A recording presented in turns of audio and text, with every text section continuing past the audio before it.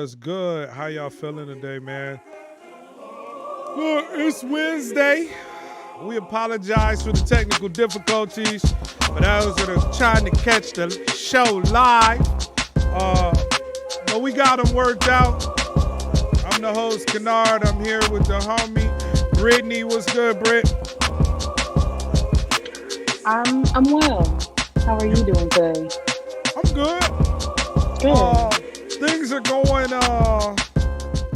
Things are going about as expected as they've been going for the week. This is how the week been going, right? It's like I be thinking I'm getting a lot of stuff done, and then I don't be getting a lot of stuff done, and then it don't be working out. A little discouraging, huh? This is a part of it. I think a lot of times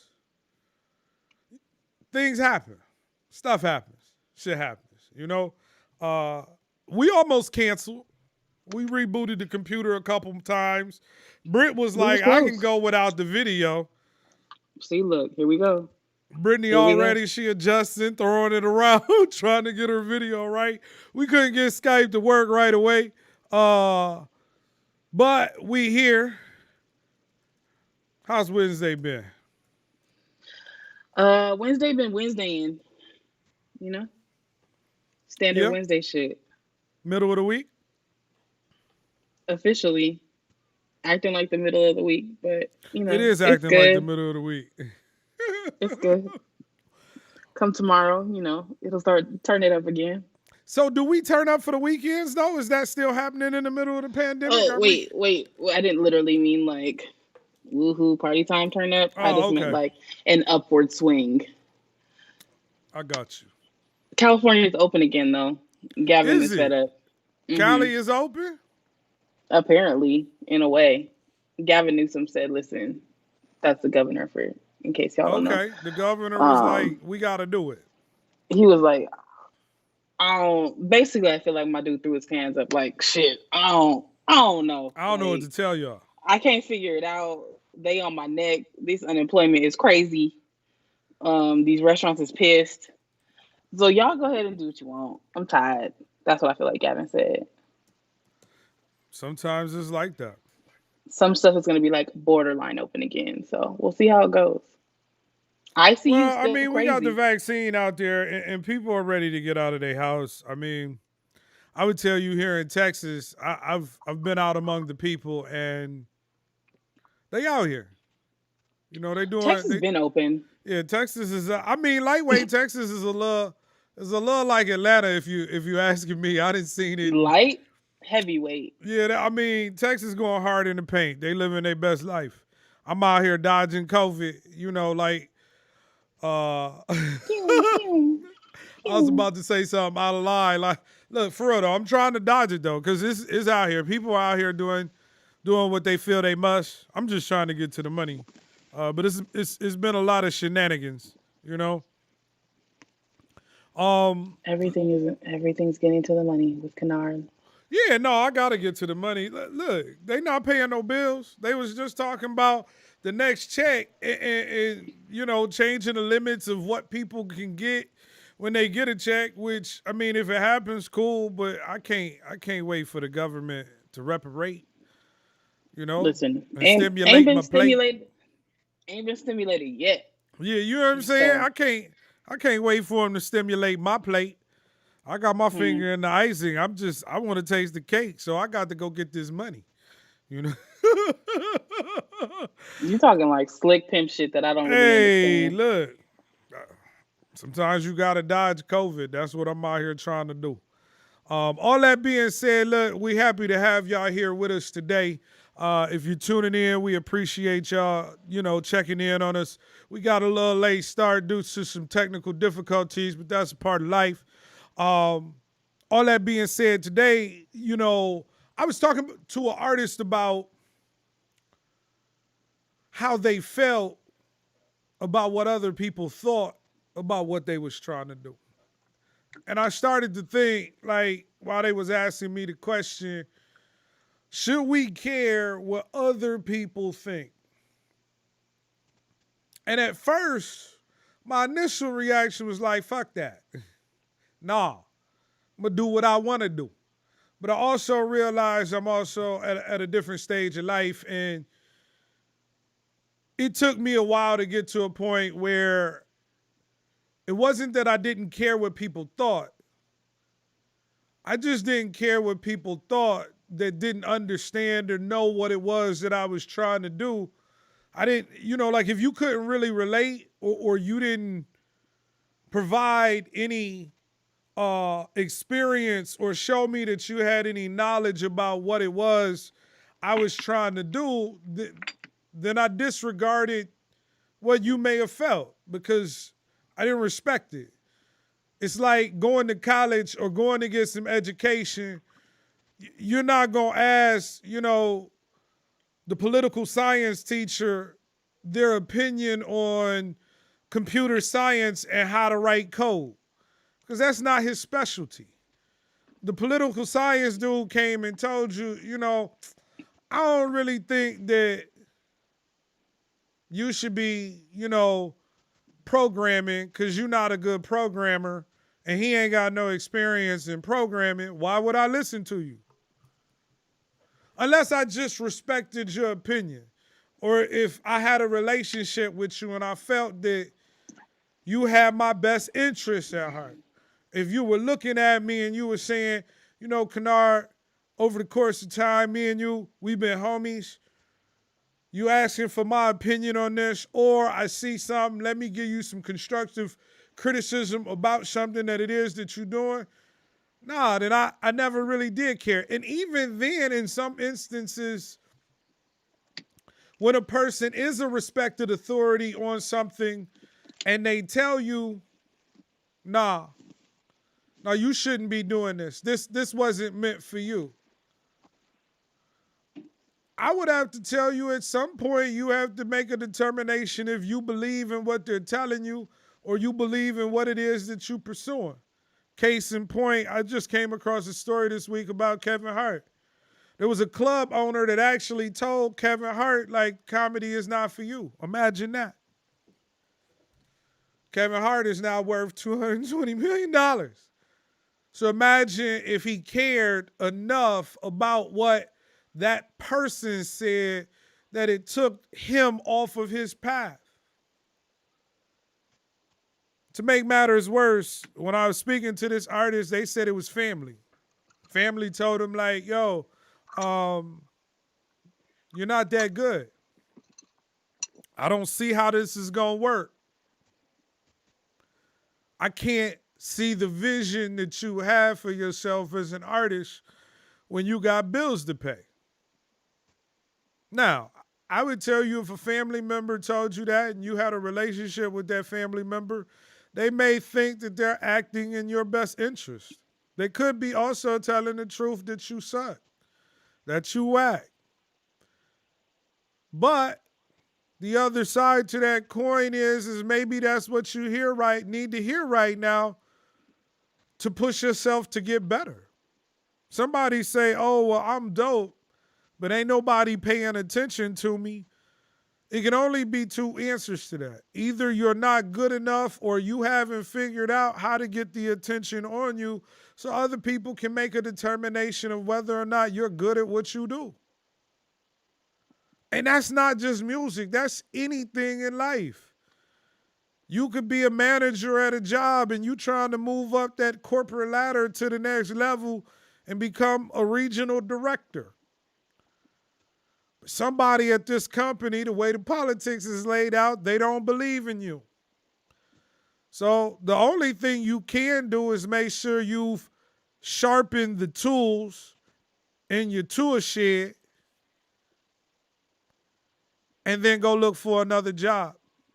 Because really all you need is one person to look at your resume and to hear what you say and you can do for you to get the opportunity to then go be a regional director at somebody else's company. That's the way the world works. Shout out to Neil. What's good, homie? That's the way the world works. Some people are just going to tell you what they believe that you can and cannot do. They will put limits on you.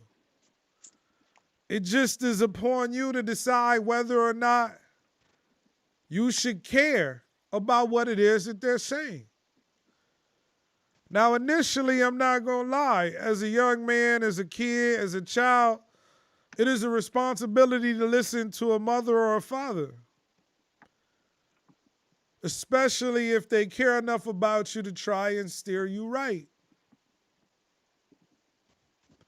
The truth is you will come to a certain age where you're going to have to decide whether or not what your mother or father wants for you is what you want for yourself. And if you're in a position where that's not what you want for your life, then you're going to have to make a decision on whether or not you continue to take that advice, or you continue to listen, or you continue to pay attention. I didn't read a rule somewhere where it said, you know, when you decide to become an adult, your parents are always right. Times change. It's just what it is. What our parents did when they were our age, different opportunities were available. I remember when my parents told me playing video games all day was dumb, stupid. Now there are gamers who make millions of dollars a year playing video games. They didn't know that it was going to be like that. They didn't see the future. And I'm not saying you got to run out and go play video games because that's your passion. The one thing that this person said that they were told was, you know, that the music wasn't paying the bills. And the truth is, it's not. I told the young homie the music is not paying your bills. So until those bills are paid, you got to go work a job. Bills ain't going to pay themselves. Individuals are not going to let you stay with them for free while you trying to build,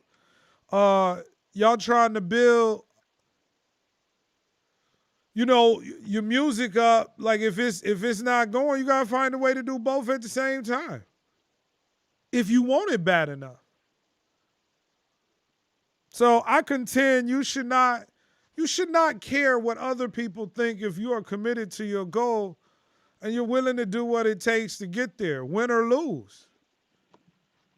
Just because you get there don't mean you necessarily gonna win. But that's a part of the journey. I used to always tell my homies, like, if this person that's in your life that's trying to tell you what you should be doing, are they going to wake up and make the decisions for you? I used to hate, you know, oh, so-and-so told you, well, you should leave that dude. Well, I'm going to be honest. I don't like to tell people they should leave or stay. The question I always have for people is you had to, you know, are you making these decisions for yourself? Right? If you're in a bad relationship or somebody is giving you advice or telling you what you should do and all of that, and oh, you shouldn't go here, and you like they ain't gotta wake up and live with your decisions. And you don't have to wake up and live with their decisions.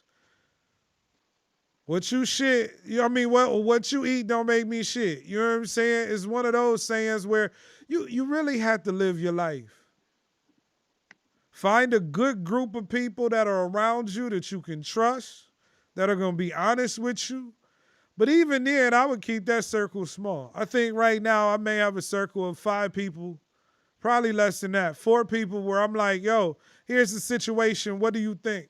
And I'm really going to take what they say to heart. I may not always follow what they tell me to do, but it's going to help me evaluate the decisions that I make. So, yeah, I think that there are a group of people you should listen to, but you shouldn't be listening to everybody, and you shouldn't be caring what everybody think, because everybody ain't for you. Everybody ain't for you. Shout out to Fonz. What's good, man? I'm ready for the single. Yo, straight up. Shout out to the homie Smack dropping through. Black Tea Talk. Thomas Chapman in the house. A stranger will tell you. Somebody who don't know you, especially when it come to music, I always feel like strangers keep it 100. Like if they don't like it, they don't like it. Now you gotta expect that some people gonna troll you. It don't matter what you gonna do. And we're gonna talk about some of that later.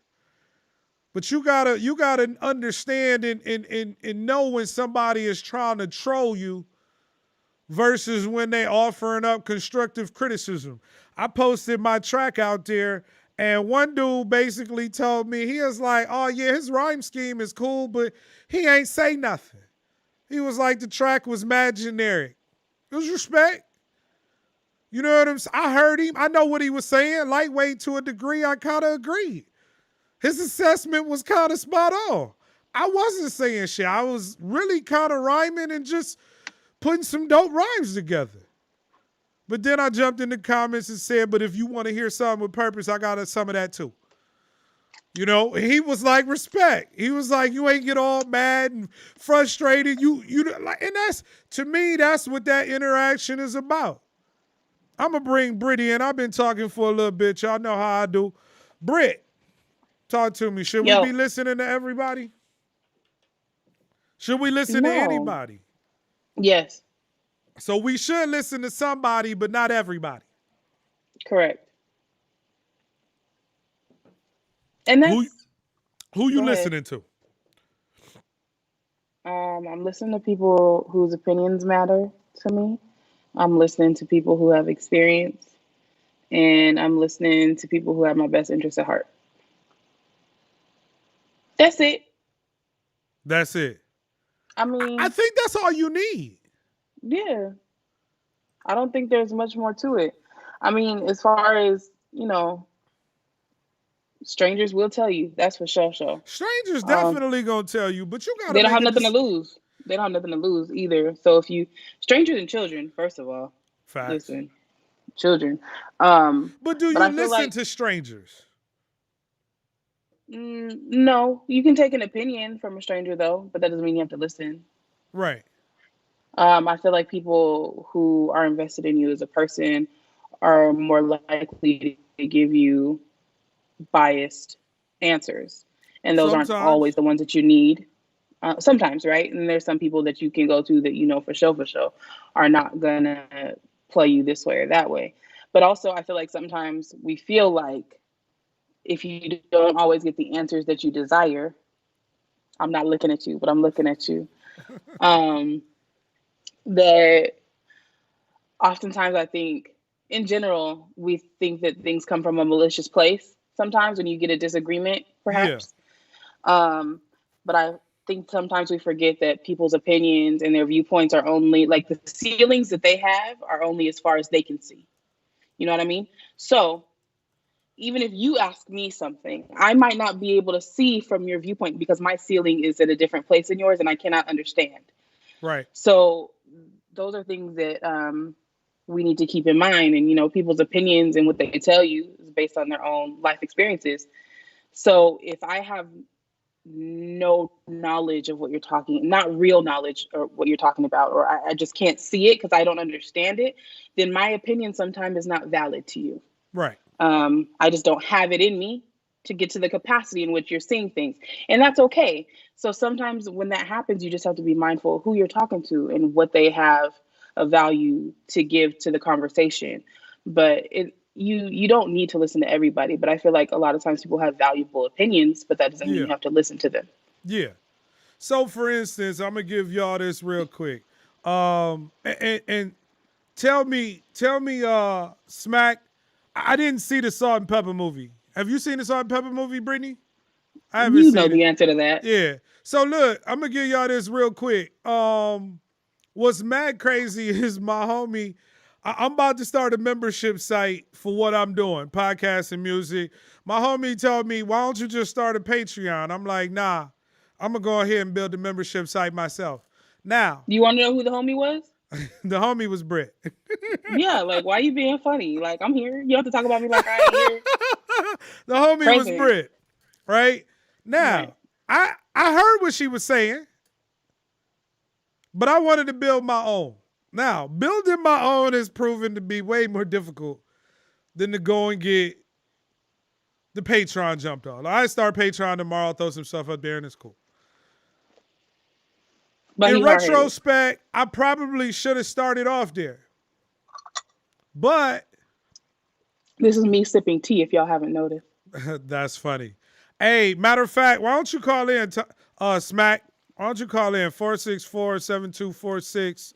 who are you referring to as Smack? Thomas Is that Chapman. Alfonso? Thomas Oh, Chapman is, Thomas. yeah, Thomas is Smacky the Clown from the Dirty Worms band. It's actually one of my mentors, one of my homies who That's a jumped whole lot of in. words. That was Yeah, a lot of man. intros. Look, Smack is the Smacky homie. the clown. Yeah. Thomas the clown. Thomas the train. What? Yeah, man. Smack is that dude.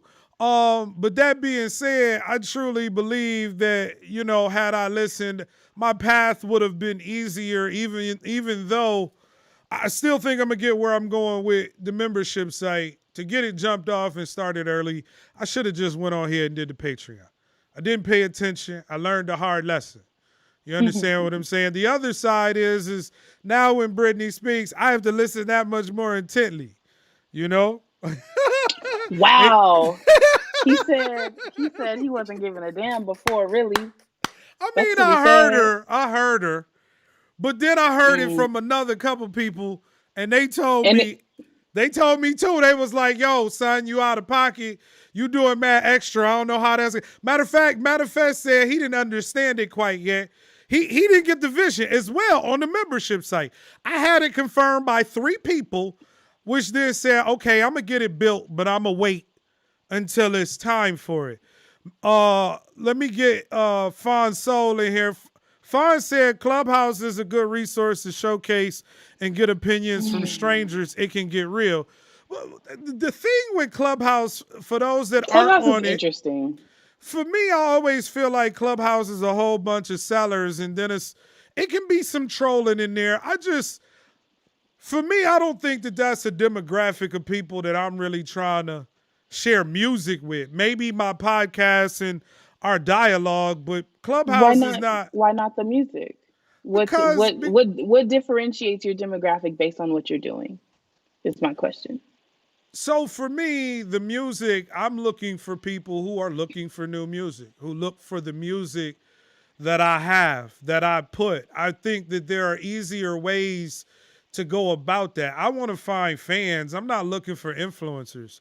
I find like most of the people on Clubhouse are really geared towards trying to be influencers, and we all trying to influence each other. I'm not trying to influence influencers. If anything, I'm trying to share my music with individuals who fit within my target demographic. And right now, you don't want an influencer on your side, though? An influencer could be beneficial. You get a good influencer to become a fan. I'm not saying, I'm not saying influencers aren't influential. I just don't think that I'm in that process yet. That's not my target yet. Eventually, maybe. Mm-hmm. But Clubhouse, I think, is more set up for talking, to have a dialogue. Now, I know some people are sharing their music. I know some people are off key when they singing in some of these rooms. Ooh, shit. Also, I know a lot of them are looking for somebody's blessing. I'm not looking for that. I'm not looking for your blessing. It's not yours. I'm not looking for your okay. I'm not looking to get some role on your movie. You know what I'm saying? So, all right, we got a call. Let me see if I can merge this in and not lose you. Let us pray. We'll figure it out. Yo, it's the homie Kynard on Dope Dialogue Podcast. You are live. Who do I got on the line? Yo. Can you hear me? Yo, what's good? It's the homie, man. We got the homie Smackola. What's going on, bro? Yeah. What's going down, man? How many aliases do you have, sir? I got over 100 aliases, you know what I mean?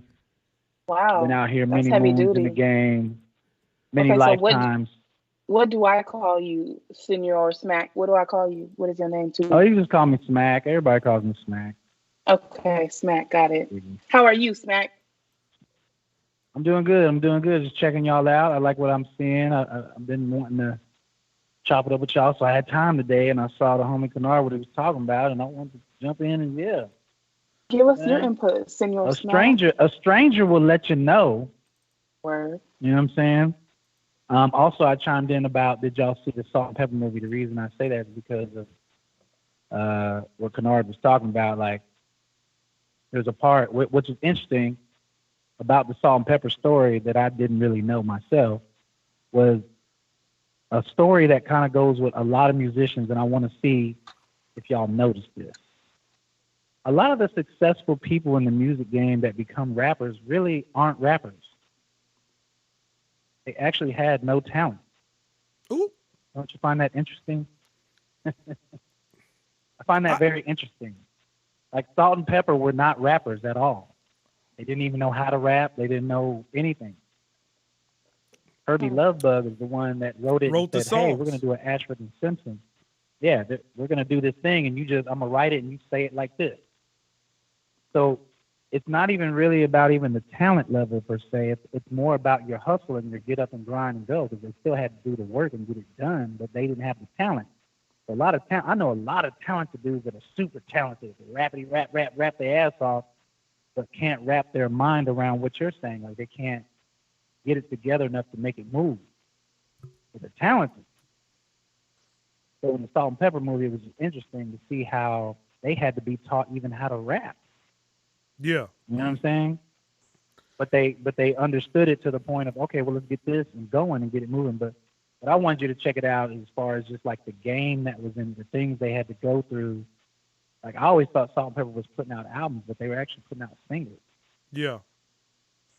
And Yeah, every I have time a they did it, they question. had to go get a new deal. They had to get a new deal. You know what I mean? And to do it over and over and keep coming with hit records for a black female group, to do that. And now when you step back and look at it, it's like, man, they really put some work in.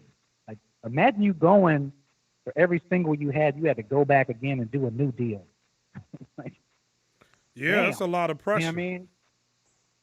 Based Yeah, on what and you're then to be saying, able to I have prove a that you little could bit of do a it again. question. Okay. So, you mentioned people not necessarily having talent or being directed and instructed on how to make things pop, right? Do you feel that applies for both genders? Yeah. Hmm. And let me say this too with it. I think the reason why it works for people that don't have talent and why they find success faster is because the people with talent already have a super ego. So they can't, they know they're so good that they keep letting that block them. Oh, I'm not doing it. I'm so good. I got to get paid, or I got to, this got to happen in order for me to do this. Oh man, I'm so good. I got to be high. I got to be drunk to do it. See what I'm saying? Person though the person that doesn't have that confidence as far as being a rapper and going, I can't really rap. Well, I'm gonna write it like this, and then you just do it. Okay, they do it, but they have the hustle part. They got the hustle part down. Like, okay, and then what do I do next? And then we got to take it here and do this. So they get shit done. Person usually with talent though will be like, I'm so good now I can sit back because I'm gonna be so good that it's just gonna take care of itself. You know what I'm saying? Interesting. I guess more or less why I was thinking why that question came to my mind is because I can see that very much so being the case for a lot of female artists, because I think there's a little bit more gaps to fill in those spaces. But I feel like when men come about, especially as someone kind of fresh, I feel like a lot of times they, in some way or another, have to kind of prove themselves and gain their following, whereas a woman can pop on the scene and be a nobody and then be somebody super duper fast because she's been curated to be someone and instructed and taught. So I was wondering if you felt like, off the top of my head, I can't think of someone who I believe to have been like a nobody ass artist, and then all of a sudden he had a cult following based on not really having talent before and being like, oh yeah, I got up with this dude and he taught me the ropes and how to do this shit and he wrote my lyrics. There's a lot of them. There's a lot of them. Easy. Let me ask real quick, because you're about to give us examples. I think that what most people don't understand, Smack, and I've been moving for a little bit, but it's people's top 5 rappers that, like, they have to be taught how to rap cadences for songs that were written for them. Am I lying? Yeah, true. I mean, structuring. They couldn't write a 16 to save their life. They'd be like, what? Right. And if you tapped in, I They don't remember know. club guys saying he was like, he went to a writing session and an artist, like he came in and the artist basically asked him like what you got for me today? He was like, but you the rapper, you ain't got it? And he was like no, No, he's I a had to write it performer. for him. He's a performer. Yeah, and actually that goes on a lot in the game. Actually, like to be real, Yeah. most of these dudes are not what you think they actually are. They're just not. Run me a couple. And Uh-oh. She asking for example. I'm still in the game. Let me see. I gotta be kind of political. Ah, with this he's shit, still just in the case. game. Oh, nigga, I 20 heard you years say that strong. shit about me. That's funny. It's a tricky thing, but like I was just saying earlier, Eazy-E was someone that was able to do Correct. that. He couldn't rap to save his life. He had to be coached. But imagine if Eazy-E knew he was already a dope rapper. He wouldn't have. It would have been even harder for him to move because he would have really felt like he deserved. You know, this is what I say. What you actually see is the really talented people, or the I don't know. I guess it's kind of 50-50. But you will see what I'm saying. A lot of people that have some good talent really feel like what you were saying. They feel like, oh man, I got this, but I'm not popping. Why is that, man? People ain't showing me. No, you're not doing the ground. You're not doing the other part. What you're actually trying to do is build a brand. Right. You haven't built that yet. So Eazy-E, no one ever heard of that. Like, you know what I mean? Just like seeing his imagery, the way he looked, the Jerry curl with the hat, with the glasses. Like all that was a brand, just him. Just look at it. You know what I mean? Little short dude, Eazy-E. Then when you heard the songs, you were like, okay, this kind of catchy too. But he didn't have the talent. Right. But now you put him in the same position you could do with somebody super lyrical, miracle rapper. He'll beat him every day because the lyrical miracle rapper is going to have too many hang-ups. I agree with that. Somebody, like you said, Eazy-E gonna get out here and work. He gonna go sell that dope or whatever it takes to make this happen so he can finance this. Yeah. Or he gonna go work 2 or 3 jobs. I tell rappers all the time. They be like, "Yeah, man, I ain't got the mindset." Okay, so you plan to be a rapper? Yeah. Okay. Why don't you go ahead and go get you 2 or 3 jobs right now? And for this first year, all you're doing is working your ass off, stacking money. Right. And then in your spare time, why don't you go be a street teamer for somebody, or be a whatever, a roadie or something, so you can get the experience and be around it, so that by the time you actually get to hit the stage, you won't really be nervous because you stood on many stages. You were just a guy on the side. Right. Because really, you put most rappers in the game right away like that, they're not even ready. They are not ready. That's so funny, man. That's crazy. I was thinking right now, you are not ready. I was thinking about that earlier today. I posted and said that, most people underestimate the concept of starting small. It's the same reason I just told Brittany, like, Clubhouse is not my particular demographic right now in regards to how I'm trying to build my base. Once again, I felt like those individuals there, they not, while they're there to participate in the app, I don't think that they're really looking to participate in other people's careers as far as what they're trying to build, right? And sometimes just starting small with a group of individuals that are like-minded, then you can organically grow and build that relationship with those individuals over the course of time, and then it has a slow bubble to it. You know what I'm saying? And to me, it's value in that because, as you said, Smack, what you asking for, you may not be ready for. I was early doing this rap and this music, and somebody said, "Oh, you dope." But if somebody asked you to go on a national tour right now, could you even perform a 15-minute set? Yeah. And I was like, "Are you going to be out of breath? Are you going to be out of breath on your first right? song? Are you in shape?" And now I'm gonna use myself as an example because I just don't like to talk about. Not because I like to talk about myself. I'm just saying I use myself as an example so people don't get mad and shit. But it's almost like saying, okay, now you get ready. Yeah, you're Mr. Badass Rapper. Woo woo woo. You ready to do shows? Okay. Oh man, we're gonna tear down the show tonight, man. I ain't even got to do this, man. It's going, man. And then your people say, man, you need to go. Oh man, I already did that. All right, hey man, How about I know you want to buy the new Jordan, but maybe you should buy this light. Nah, man, I don't need a light. The club gonna have a light. They gonna have it, right? Then you get there, club don't have a light. And you looking at man, the club's supposed to have a light.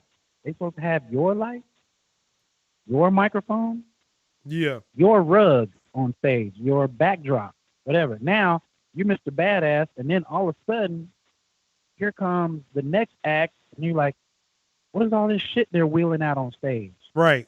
Oh, that's their lights and shit. That's all their little props and shit going on. And you feel cheated because I've had rappers say this to me. Oh, man, he cheated. Like, and the promoter be like, what do you mean? How did he cheat you? Right. You just weren't ready. Well, I think that comes with anything. I know we talking about music, but it's the same at a regular 9 to 5. You want to be the manager, but you don't know how to get along with coworkers. Don't nobody want to work for you. You ain't been in the trenches long enough. You want to go off and you want to run the clubhouse, or you want to be in charge, or even you want to even start a business. You want to start a business, but you ain't even looked into what it takes to start a business. You know what I'm saying? You may not be dedicated. What'd you say, Smack? Like recently I started back up my DJing stuff. Right. See, when I first started, I wanted to be Jam Master Jay. But the only scratch skill I had was run. I could do that all fucking day and sound just like Crush Groove. You'd be like, oh man, you killing the fuck out of that. You know what I mean? Like, couldn't do nothing else. Then finally, when I got to a point where I was kind of good at it, I still didn't have turntables, and then the rap crew that I was DJing for, they just could not rap. They just couldn't do it right. And then I was like, no, man, you got to do your hands like this, and you got to do big gestures, and you got to know how to perform on the stage. So then anyway, I reversed the roles, and I became the rapper. So anyway, fast forward years later, now I'm going back to it because I've had plenty of time now to accumulate certain things and study it and go, okay, now that I'm going to reapproach this, I can now come at it this way. Yeah. And now I'm fully prepared to go back and finish what I started. A lot of cats need to understand that. You may not be in the position to be the rapper right now, but everybody always wants to be the first to blow up, to do it big. And I'm here to tell you, no matter how, when you do it, and I guarantee you Drake is going to come out telling a story one day. Watch. He's going to say, once he got here and this was it, he's going to be like, this is it? Yeah. I thought there was going to be something that happened, or like something, and really you find it being like, oh, it's really just smoke and mirrors. There's nothing really.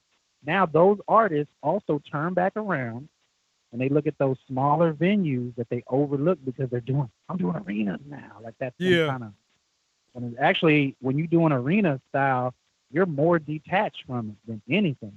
Right. You don't get to feel the intimacy of the people. Yeah, you hear it all the time. Oh, he didn't stick around to sign it, take pictures of his fans or sign it. He's detached. Yeah. When you're on that stage and you look out in the crowd, when you're in that type of situation, man, they're so far away from you, it doesn't even feel like they're there. It just feels like, okay, I'm just on this big stage, and all you hear is, you don't really hear anything. It just sounds like, whatever. And I just see a lot of artists that are in a rush to be there. But man, enjoy building it. Build your brand one by one. That is how it works. Brick by brick. If the label comes through and makes you, because if the label comes through and makes you the new dude, one day when they take that away from you, all your little manufactured fans, you're gonna be sitting there like, I thought I had all these fans. Nope. Look at Ja Rule as a perfect example. Yeah. He was dope. He was dope. You got to give it to him. He was dope what he was doing. He was. He had his run. Dope. He's right, but he's dope in the industry. Yeah. Now he didn't run around and build a fan base. He basically got to jump straight off the label, like how most rappers want to do, right? Yeah. He became big. Now here came 50 Cent. They're pumping more money behind him. Oh, is our budget going to match what Interscope is giving him? Nope. Well, we can tell you right now, your career is over. Because they're going to be able to pump him, and his whole marketing campaign is going at you. So now when we're not pumping the money behind you no more, you appear as if you fell off. Facts. But you really didn't fall off. We just are not They pumping ain't money putting it into the behind. machine no more to make you appear like you're winning. Right. And you've seen the same thing happen with 50 Cent. I see people say with 50 Cent all the time, like, oh yeah, he fell off. I'm like, 50 Cent fell off? See, then you get to a certain level where you can't fall off. Like, he's too big to fall off. Can't fall off at nothing. But what you're seeing is that the industry machine has stopped paying to play his records because part of him is doing that too. Fam, on that level, it costs like $250,000 Yeah, and you don't want to to. run You your may single not. campaign. You may age out of So that let's take demographic. But that's why Let's look at Snoop Dogg, right? Yeah. So look at Snoop Dogg. By the time you're on your 20th hit record and you realize that you're paying $1 million to have all that promotion going, Yeah. after a while, you're tired of being the man, so to speak, because you're like, I'm paying for it. Right. I'm basically paying $1 million for all y'all to think that I'm the fucking shit. Yeah. So that my video is played every hour on the hour. My songs are being played every hour on the hour. And yeah, to a consumer, it appears like, oh man, he's just hot. Then you got to go around, do all the newspaper interviews and do that fake shit. The reason I call it fake is because everybody's like, oh, you have a hot new single, but really in the back of your head, like, I paid for this shit. Right. But well, that's the thing. I'm not really Even hot as an because if I was independent really artist, hot, it should have. right? Even as an independent artist, like I run advertising to get my stuff in front of people. Either way it goes, to advertise and get your product in front of people, you gotta pay. That's what the game You gotta is. pay the. You gotta pay to play. cost to be the boss. Yeah. Yeah. Well, And so look, the Smack, day you don't do it, people be like, "Oh, you fell off." yeah, they do. So They do. so like Britt said, yes, you can get. If she gave you some game, you should jump on Patreon. I believe that the universe meets people halfway. So when she said it to you and you thought of it, that's the universe trying to tell you, "Hey." Facts. And I'm probably going to start there and then move over. Only issue is I had already invested what was invested in the project, you know? True. She told him before he invested, he just don't want to listen to his young sis. That's cool. It's cool. But you know what's good about that, though? Because at the same time, y'all are building, too. Yeah, that's what I was saying. So now he fully got to see it the way he was trying to move it. And guess what? The Patreon is still going to be there. And guess what? So now you've done it on this avenue. Now you can go to Patreon. Then after Patreon, you can jump to something else and then find which one is actually going to work. So I always tell people, do it in cycles. Okay, do this for 6 months, then turn around and try that one for 6 months. Right. Even the platforms of all this podcasting we're doing. I've done OBS. I've done it where it was just straight off my phone. I tried that for 6 months. Then I'm doing Streamlab just to see which one works. Okay, they all three work. Okay, well, I can switch it up here and there all the time. You know what I mean? Yeah. Like that's what you got to do in this game. You have to keep constantly reinventing yourself and try all kind of things because you don't know what it's going to be. But as soon as you feel like you're getting bored with something or just that little hint of being like, just switch it up for a little minute. Just try something new. Always try. Oh, that's the only way to learn. Always. Yeah. Yep. That's it. Well, look, yeah, shout y'all out check to out the that homie Salt Pepper Smack. movie, man. They dropped a lot of games. Check that out. Look, y'all got to check out his podcast. Go ahead and do the drop, Smack. Let them know what time you do what you do, man, and where they can find you. Yeah, you can check us out on Black Tea Talk weekday mornings, Monday, Wednesday, and Friday, 10 a.m. Central. And we talk about everything from transgender robots to conspiracies to Black League to everything, any and everything. Nothing's off limits. We talk about it all. It's not a debate show. I need to tap in to see what the hell transgender robots are. Yeah, I didn't know that I'm was just saying. I don't know. Like, oh, okay. I mean, I don't know the thing either, but I'm pretty sure it's out there. Oh, okay, great. I was like, wow, I thought robots were non-binary. I appreciate you. Crazy. Hey, man, I appreciate you calling in. Thanks a lot. All right, sure. Y'all keep it up, man. All right. Bye. So look, I would tell you Smack is one of the individuals that I'll listen to. I look at Smack. Smack is, I mean, at this point, I think Smack was celebrating his 20th anniversary as an independent artist And Smack was one of the individuals, like when you went to his show, he did it the way a touring artist would do it. He didn't look like a local artist to me. He had a merch table set up. He had baby clothes. He had custom Chuck Taylors. Baby clothes. Yeah, look, and not only that, like I respect when you see it work. I would see him do a 2-hour show where he was drenched in sweat, get off the stage, clean up a little bit, then go to his merch table, and he would be at his merch table for the rest of the night so he could connect with people. I've seen people have merch tables and nobody show up. They show up at his table because it's interesting. He got the little gas mask on. He really builds a brand. And so when it comes to music, he's definitely somebody that I listen to because he's always trying to give the information on how to try and improve. So shout out to Smack from the Dirty Worms for coming on. Let me get to some of the comments real quick because I know we skipped over a couple. Manifest said I should listen. You should listen to everyone. The Almighty sends messages through folks if you're spiritual. Lots of the people miss the message due to their judgment of the ones giving their opinions or advice. I don't know if I should listen to everybody. Now, I will say some messages come from out the mouth of others, and it is from God. I've had some people speak to me where I was like, oh, that's God speaking. He giving me the knowledge right now that I didn't know. That was a stranger. I don't know if you I can hear say everyone that. out. Yeah, definitely hear everyone out. Sometimes that message is for you. Sometimes it's some bullshit though, Manifest. Keeping it real. Sometimes people be on the bullshit. Alfonso said that's a good perspective towards Clubhouse and feels similar towards the clout and folks ego tripping. Once again, Clubhouse is different. I'm not saying it's good or bad, but for what I'm doing right now, it's not necessarily the demographic. I feel like there are a lot of sellers who are selling to other sellers, or they're looking for someone to save them. I'm not looking to be saved. Manifest says Salt and Pepper Queens representative stand up. That's Manhattan Manifest, always talking that was good, son. That New York accent. Shout out to that homie, man. That's my homie right there. Also, Manifest said talentless folks get coached, and that's why they succeed. Self-motivation versus pushed motivation. Pushed wins the majority of the time. Self-motivation is extremely hard. Only exceptional folks. Correct. I agree with that. I mean,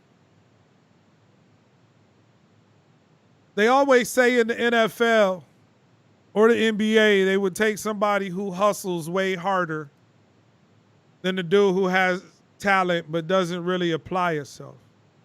But then when you have somebody that has the talent and they apply themselves, they end up being Kobe Bryant. They end up being LeBron James. Tom Brady. Tom Brady is 43. Clearly has some talent, but he's worked hard, put himself in a situation to win. So I think that, to wrap it up, I think that you should listen to your circle, hear everyone out to see if the message is for you. But if you're trying to pursue what it is, what'd you say? I thought you were smooth transitioning us to 1 year of Kobe Bryant, and then you rewrapped it. And we are. Like, we're about to rewrap and go into Kobe Bean. Kobe Bean. Look, we might as well go into Kobe Bean.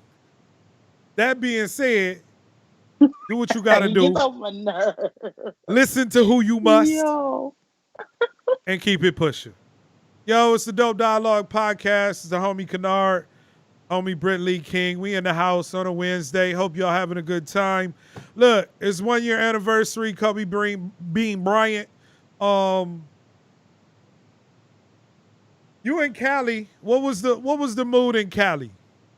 What was your feeds telling you? What was the interwebs telling you for Kobe on your feeds? Or were you tapped into the Kobe movement?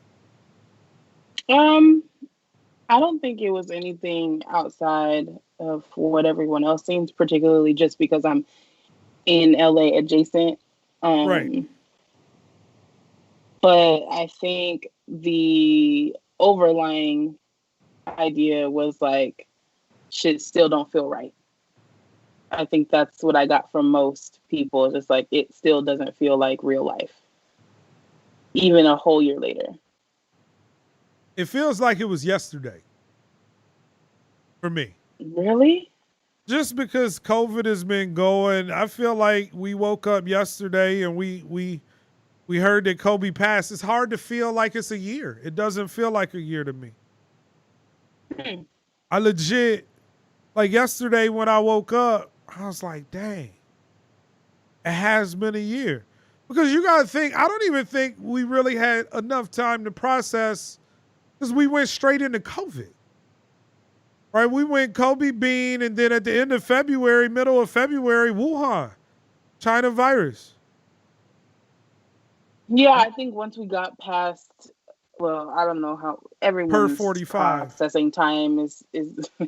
everyone's processing is different, but I just remember, to me it seemed like it took a little bit of time to have the service orchestrated, which was like a month or so, maybe 5 weeks. And then after that, I remember like COVID hit kind of heavy. Things got locked down for real, maybe a week or two after that. Right. And I was like, dang, my G said, I got to get out of here before this shit go left. Yeah, it was And really things started loud. going crazy. It was mad loud. But I do remember, do you remember where you were at, what you were doing? Was it one of those deaths? Because I know some of them, they're like, come and go. But I feel like this one, I remember exactly what I was doing and where I was at. I was in the middle of learning how to run advertising for my music. I was on with Abu Fafana. He was having a weekly call where he was reviewing people's attempts to try and run ads. And in the middle of why he was doing it, I sent him a message. He said, yo, I think the reports may be true that Kobe Bryant has passed away. Like maybe we got to cancel this. And he wrapped it up. Like I remember vividly, like this can't be. You know what I'm saying? Like there's no way that this is the truth. Because I mean, that's with the interwebs. That's usually what happens, right? Right. Like the interwebs be lying on people's life. Yeah, I mean that's the way I took it. So I remember it was still fairly, not super duper early, but early-ish. I believe it was a Saturday. Could it have been? Based on what day it was yesterday. Yesterday was Tuesday, so it was Monday, I guess. I remember my brother was coming over, and per usual, standard brother, opened the door, not giving a damn, busting in everything. And he was like, dog, Kobe died. I said, you lying. I was like, I seen that on the internet, like, whatever. That's whatever. He's like, nah, for real. And no, first of all, first thought was, it wasn't that. My first thought was, our cousin has a dog named Kobe. Oh, snap. When he said Kobe died, I was like, the dog. Oh, the dog died? I was like, damn, he just got the damn dog. Like, his last dog died. Like, how the new dog already dead? And he was like, nah, not Tyson's dog. I'm talking about Kobe. I said, Kobe, what other Kobe? Like, it's impossible. What do you mean? Right, that's not even real. There's one other Kobe, and his last name is Bryant. He ain't gonna die. What are you talking about? Yeah, right. Not that Kobe. And then I got on my phone. I was like, nah. And the coldest part to me was like, my G died off doing normal people stuff. Not normal to us because we're not the same type of normal, but he was doing the equivalent of like ride share to the game. Yeah. Like how we pack our kids in a car, like, oh, you need your kid need a ride. It was his normal process. I'll pick him up and go. It's normal stuff. And I was my like, how much you go off something normal? My thing is it could have been prevented had we respected what they saw. They knew that the clouds was heavy that day. You know, and I know that they were a little bit behind, but once again, it's always those questions, was the risk worth it? You know? That's why I always think, I said, but then again, traveling in a little bit of a heavy crowd is probably nothing new either. That's like us it's saying, like, not. oh, it's It's pouring not. rain outside. Like, I'm not trying to get on the freeway because it's mad rainy and people drive crazy. But I've done it before. Like, I'll just be a little cautious. I'm going to do it. Right. Well, and in those times, accidents have happened. People have been driving Yeah. when a tornado has been on, and they got caught up in that, or it was a bad thunderstorm, and they didn't hit the brakes when they should have hit the brakes, and an accident took place. So Yeah. it's unfortunate. I felt like it was an outpouring of love Yeah. for him yesterday and his daughter. Uh, I I'm think that. glad I didn't see any footage of anything reckless or terrible. It was Oh just yeah, like, it was just love. Like, yeah, it was look at love. this man's legacy type shit. So But that I was think good. his wife asked for them to not share the photos. I think that Oh, that good. was she went through and asked, like, let's not do that. If we're gonna celebrate him, let's celebrate him. You know? Hmm. And so I found that to be dope. I missed him extremely. Uh I I'm gonna say this. I was a fan of Kobe Bryant. I never thought he was Michael Jordan, but I became even a bigger fan watching him be defined as a basketball player. And then when he retired, there was so much positivity around what he was about to do next. Hmm. It sounded like he was about to redefine himself again in a different arena. And that's, it's the same thing with Chadwick Boseman. I think that we lost out on genius, on future genius, Hmm. um, with the loss of Kobe. So rest in peace to the homie Kobe Bryant. We're going to get to some news. Let's get to the news. Yes, yes, y'all. You don't stop.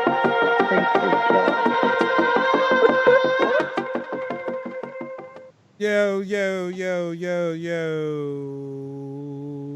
What we got in the news? I guess one of your let's start with one of your light skinned counterparts. Ooh. She goes by the name of Dani Leigh. Okay. She caught a little bit of heat this week because she didn't release a snippet leaked of a song called Yellowbone. Trash song, for the record. It had a whole bunch of nothing in it. The premise was Yellowbone. It's what he liked. He won a Yellowbone 5 times, a couple other mumbles here and there. It was trash. But the internets were mad at your light skinned sis, Dani Leigh, because we said, A, do we need a light skin anthem? B, based on the history with said man that you're referring to, the song could be problematic as it relates to his old joint that y'all flip-flop with because she was brown. And C, and most importantly, sis, you're not black. So appropriating a term for that was generally meant to be used by black folks from someone who's not black is a tad problematic. Are you going to be on your light-skinned sister's team? Like, how do you feel about your light-skinned sister song? Your baby cousin, Dani. So I'm gonna be honest. I'm gonna keep it all the way honest. I I expect nothing think less. Dani Leigh is from Colombian descent. Oh, I Right? thought it was Dominican. Or Dominican. Hold on, let me get it Mhm. right. Yes. Also, I would like to say, I understand that So you're not gonna let me a finish lot my of point. no, I'm gonna say what I have to say first, sir. This Go is some ahead. girl shit. Go ahead. I understand that people from the Dominican Republic are Afro-Latino in some cases. Right. She happens to not be one of those cases. She claims Latina through and through. There's Jennifer Lopez and then there's Celia Cruz. She's on the Jennifer Lopez Latin side, not the Black Latin side. And you can go ahead and continue. Okay.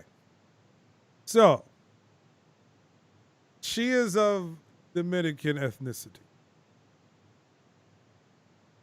We have always said that those people just got off the boat earlier, but there are people.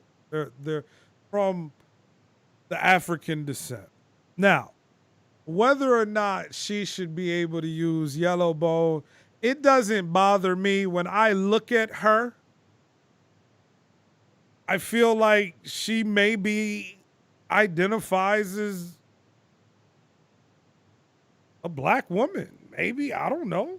I mean, I look at her. If she didn't have blonde hair, she got our characteristics. So if she want to If you be don't a get the fuck, Yellowbone, what are you talking about? What are our character? You mean your light skin characteristics? What are you talking about? What are yeah, what are you saying? light skin, black characteristics. She looked like a light skinned black woman to me. Keep it 100. I'm But looking at photos right now. This look we like a light understand. skinned black woman. And so does Kylie Jenner sometimes, but she's also white. So get the fuck. Like, that doesn't mean nothing.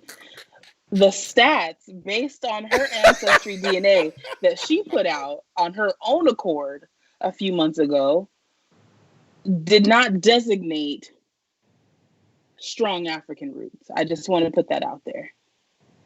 Okay. She did this to herself. Zeus said Brittany taking over the show tonight. I don't have time for Kynard shit because he's gonna be on a light skin boat and I just don't understand it all the time. I just need him to be factual about what is being said here. Look, okay, so what do the light skinned Dominican woman refer to herself as? If she can't say Yellowbone, what options are there out there? Listen, I don't. This is not my fight. Okay, this is not my fight. It's but not she for can't me. be Yellowbone. I feel like Yellowbone is a black term. Yes, but you're not black. And okay, so then let's do this. Let's. So whatever they call themselves, Wera, if that's what they call themselves over there, you know what I'm saying? Boricuas or whatever's, Morenas and all that and others. Whatever y'all call yourselves over there, that's what she should be calling herself in her. Right. Okay. So the origin is white supremacist roots of Yellowbone. The term Yellowbone is used as a supposedly positive description and reference to black people who have light skin. So in that case, she does not have permission to use it. So she shouldn't use it. He said, let me do the research real quick. They say you can't. Zeus said you fucking up. He said Boricua is Puerto Rican. She can't even say that. She can. That's what I'm saying. This is not my. I said when we started this, it's not my fight. I don't know what Dominicans call each other. It's not damelo. It ain't me. So that being said, she shouldn't have made a song. So are we saying that around her friends, people who may know her, that it's acceptable that she refers to herself as this, but she shouldn't be making a whole song that she puts out to the general public? I wouldn't think so. You might have a white friend that you say, that's my nigga right No, I wouldn't say that though. I'm just saying. Right. Not you. Anybody. Right. But if Clayton decides to release a song talking about my niggas, just because someone gave him the approval. Yeah. No, Clayton, hold on, G. It's not for you though. It's not for you. Hey, so Dani Leigh, we gonna need a legit apology. All that. No, she said, "I'm sorry if you're offended." Yeah, we don't want to hear that. We want to hear that you're sorry. Hold on, ho. What you need to say is, "I'm sorry for what I said because these are the reasons why it's wrong." Not because I'm sorry if you were offended. That's not what I mean. I date a whole chocolate man. Girl, that chocolate man is gonna ruin her. I can't wait. Her career is over. Is it over though? It's not over yet. There's I think the baby's gonna ruin her. So let's talk about it. The real reason they upset is because she with the baby. Let's like, it's a lot of women that want to be with the baby that's hating on her because he with her. Let's keep it real. Because I'm gonna be honest, if she wasn't with the baby, I don't think we would care. Honestly, I don't think this is. I think people would care less. I don't think they would care. I don't think they would care. Look, the homie Fawn said, DR and Haiti on the same island, right? But also the DR can be super racist towards their blacks. So yes, Dominicans don't be claiming us, even though they are people. It is what it is. They want to be Dominican and Dominican They only. can't run away. As of recently, they're making the turn and be like, oh yeah, this Afro Latino shit is like real, like we get it. I wouldn't be so brown skinned if I was not of the ancestry that came from Africa. I got dropped off before y'all. I get it. I think that's a new thing for them.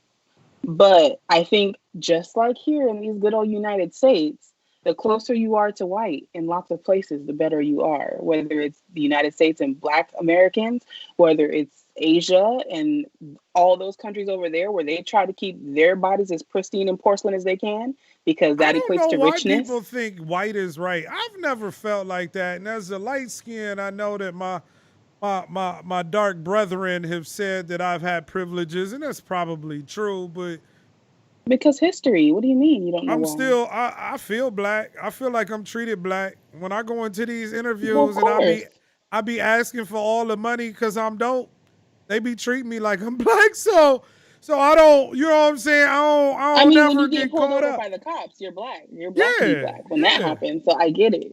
Yeah. But I mean, I guess it is what it is. Fine said, laugh out loud at cancel culture. Facts on the baby. We want to cancel, but somebody, to me, if she's canceled shout or out not, to it my doesn't matter. What'd you say? I said if she's canceled or not, it doesn't matter because it's not like she's really doing anything. I thought she was a dancer, but I guess she was a dancer. Yeah, she did something. Choreography or something. But my little baby, that's all I know. But my thing is this. I think my light-skinned brother Drake said it best. Mother said that you have the 48-hour to 72-hour rule where if it makes you upset, don't respond for 3 days. Something else dumb will happen and it'll take its place.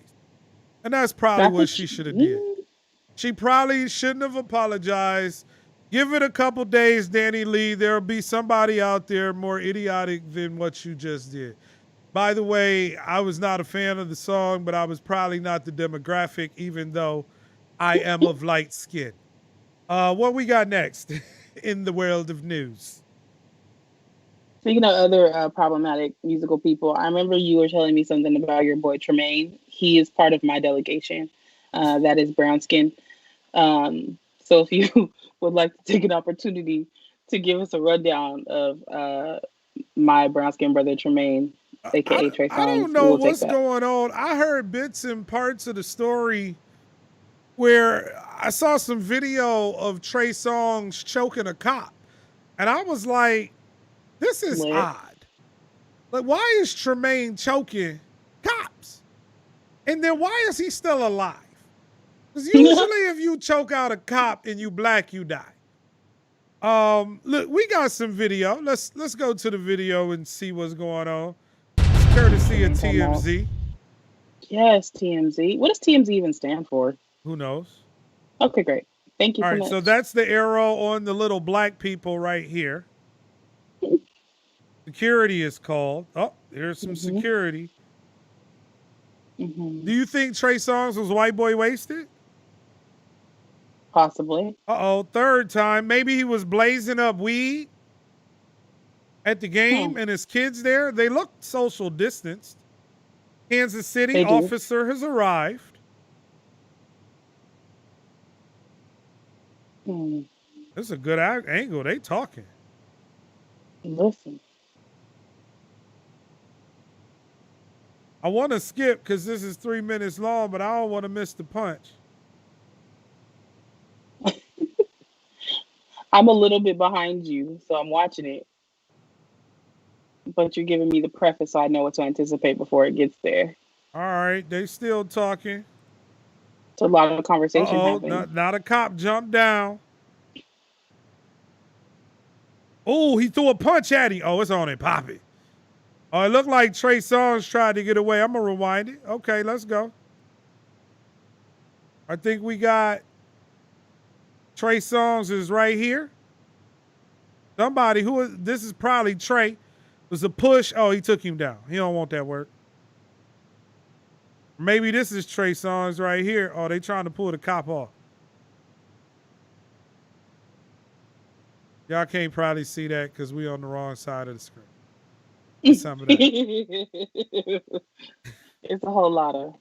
A whole lot going on over here in this corner right here. So it was a legitimate police officer. Yeah, no, that was a Kansas City police officer. And Tremaine was out here getting to it. Tremaine go to jail? Yeah, definitely was in jail. He was definitely Tremaine stayed the night? I don't know if he stayed the night, but he was in there. He was in there. Here, let's look at his mugshot photo. We got to have that. There we go. Look at Tremaine. Here, let me bring that up for y'all. Y'all see Tremaine looking crazy, handcuffed to the ground. No AP. I don't. Oh, we got him in a fur on stage. I don't know what that was all about. Calling people by their government names is one of my favorite things to do. Is it? Look at Tremaine. Tremaine. Oh. So what do you think happened? What's going on? Because we still ain't. Oh, because he refused to wear a mask. That's what it. Okay, well, this is over with. So that's. Just, I have nothing. Man, send that dude to jail, man. If we want to do a skin trade, you could have him if you like. No, we don't want Tremaine. You don't want Tremaine? I'll trade you Tremaine for who do I want from the light skinned delegation? No, because that's not light skinned behavior. That's dark skinned behavior. See how you act? Beating people up because you want to do what you want to do. Why you fighting the cops? Because you all put on a mask. That's stupid. Light-skinned homies would have put the mask on. That's because y'all soft. No, oh, see, now we got to fight. Now we got to fight. How, Sway? Square up. Tremaine did it. Got to box up because we ain't playing with that. The light-skinned homie is never, ever soft. Why are you ducking like this? We are lovers, but we are fighters too. That's Let hilarious. that be known. All right, what else happened in the news? We're not talking about Tremaine no more because that's just idiotic. What else happened? You tell me. You know I don't care about anything. We was talking about colorism. Did you see the clip that was brought back up about Rick Ross and the Dream about the signed girl? Did you see that? No. Oh, yeah. Let me see if I can find the clip. Oh, no, I don't want to trade.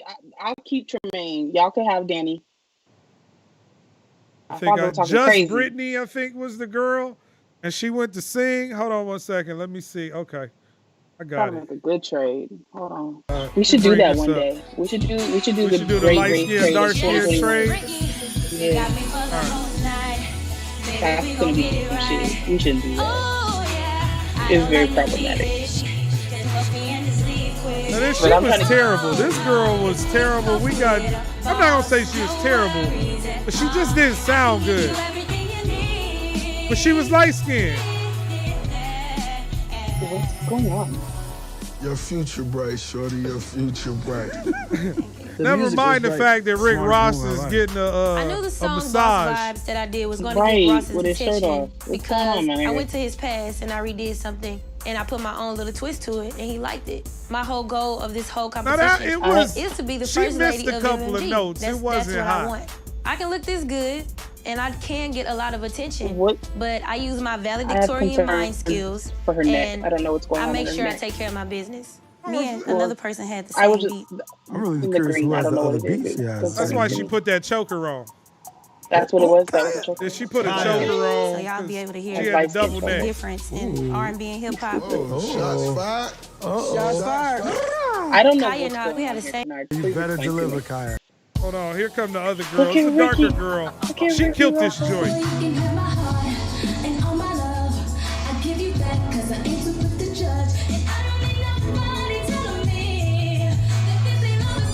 Sound way better.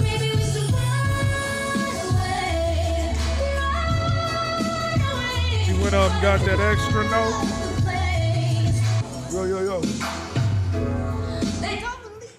that wasn't the best platform for your voice. Nope. You have a unique voice.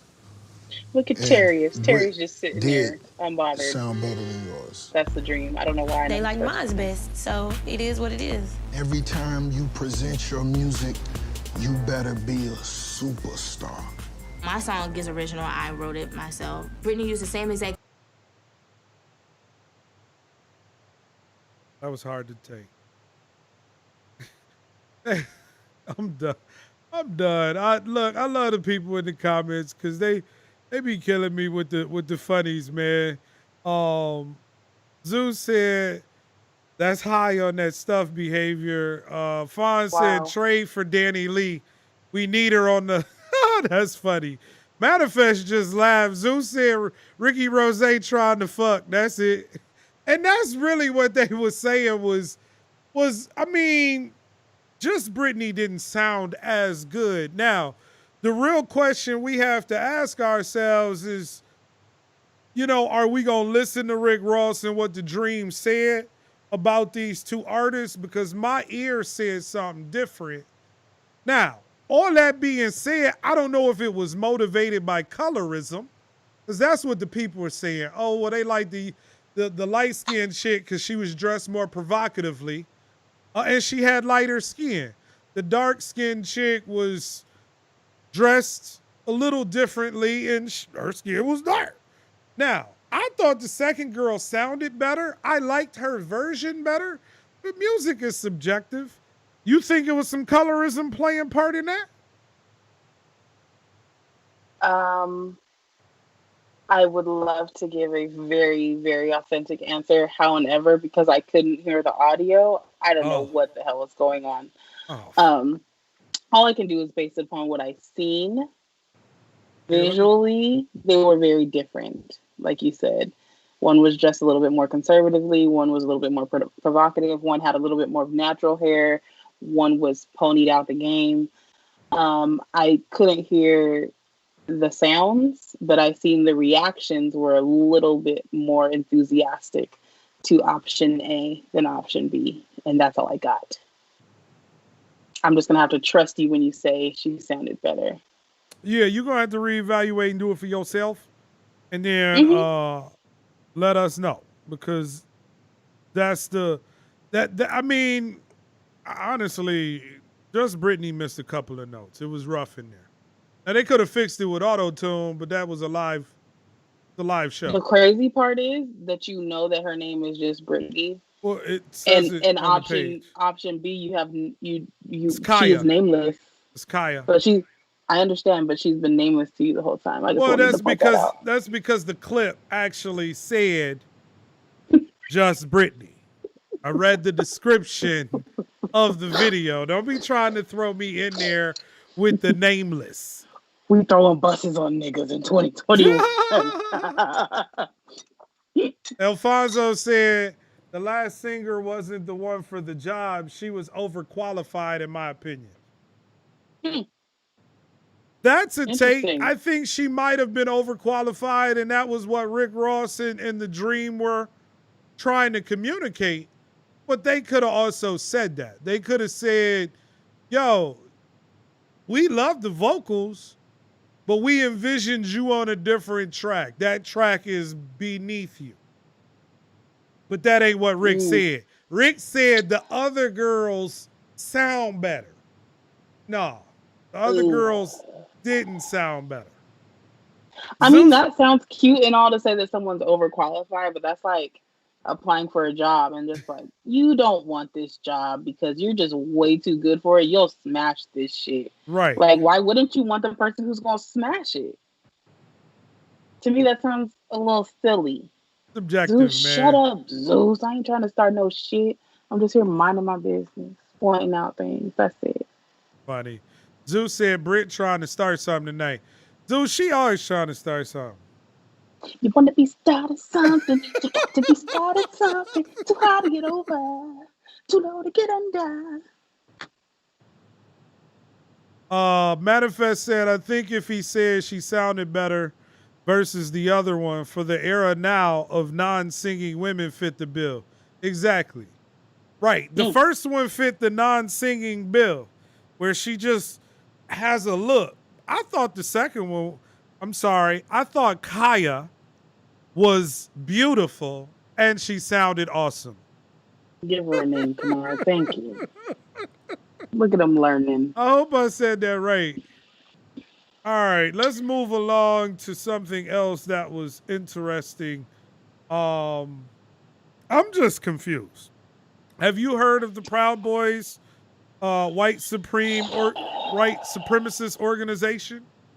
So tired. Well, no, this kind of funny to me. This funny to me. Let's talk about them. Let's go. All right, so look, I'm gonna go ahead and bring it up. This is the homie, Henry Enrique Tario, 36. Already out. Okay. First of all, how are you the leader of the Proud Boys as a white supremacist organization? When you look like a Cuban baseball player. But you're Enrique. I'm confused. Okay. Tario. Now, it was said that he was in a group called Hispanics for Trump. He's a supporter of Trump. Oh, the ones who were outside in Miami talking about we will vote for Donald Trump. Those ones? Okay. Yeah. Okay. Now it's saying that the leader went undercover to help police after 2013 arrest. So he was arrested and became a federal informant for the FBI, for the feds. What's going on? What was he a plan? Wait. I'm confused. Wait. So was he helping the FBI against the Proud Boys? I mean, he been in the organization. That's what it sounds like. But he also participated in the rallies. He organized them. It says from day one, he was the one who wanted to talk to law enforcement. After a hearing, he knew. He was like, I'm that guy. I'm here to talk. I want to tell on people. I don't want to go to jail. They said he has, in fact, cooperated in a significant way. The judge agreed to reduce his sentence from 30 months in prison to 16. Henry Enrique Tario. And the Proud Boy said, come on over. Yeah, I mean, he worked his way up through the organization that I thought was white and supremacists. I just want to know if they're dumb or if they're stupid. I just don't understand. And then look, it said his role as a police cooperator predated the rise of the Proud Boys, which formed in 2016. He became the national chairman of the group, which describes itself as an organization of Western chauvinists in 2018.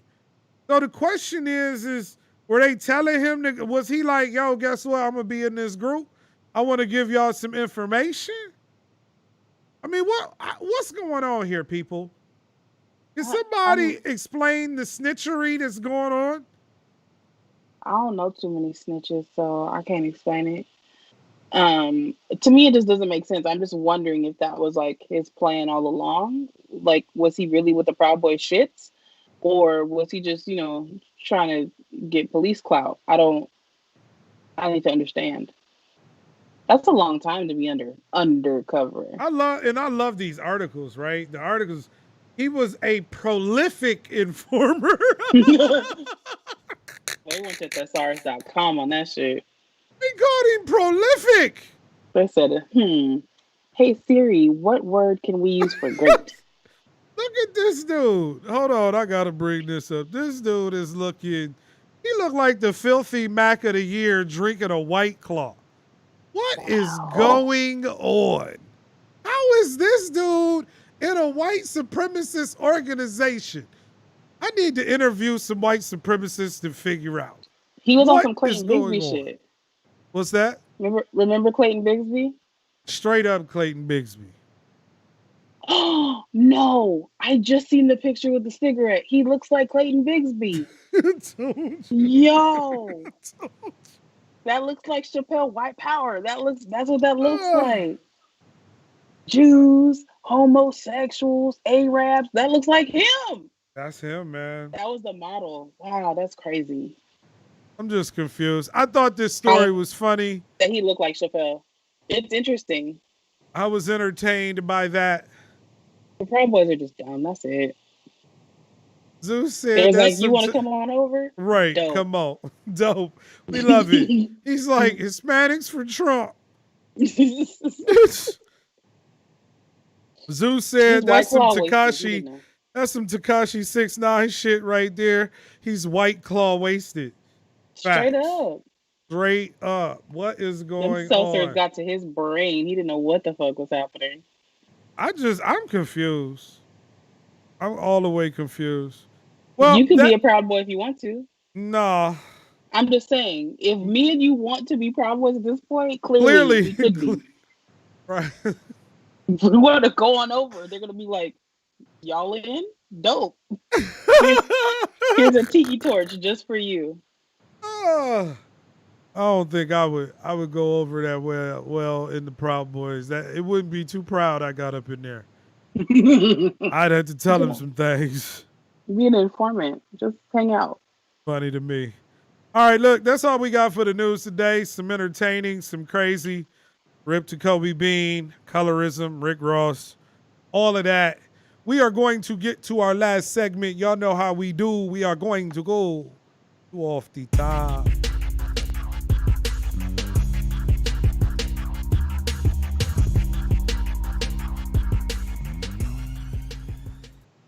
Yeah, man, look, off the top, this is where my homie Brittany gives me some topics of discussion. Give some hot takes, and then we talk about it a little bit. What we got first, Britt? Meditation. Hold on, what? Meditation. I try it every now and again. I don't know if I'm good at it. I think I need to do it more.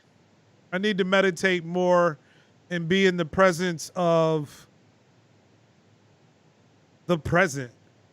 You know, and I wish somebody could teach me how to let go of thoughts. My mind always races. Do you meditate? Absolutely not.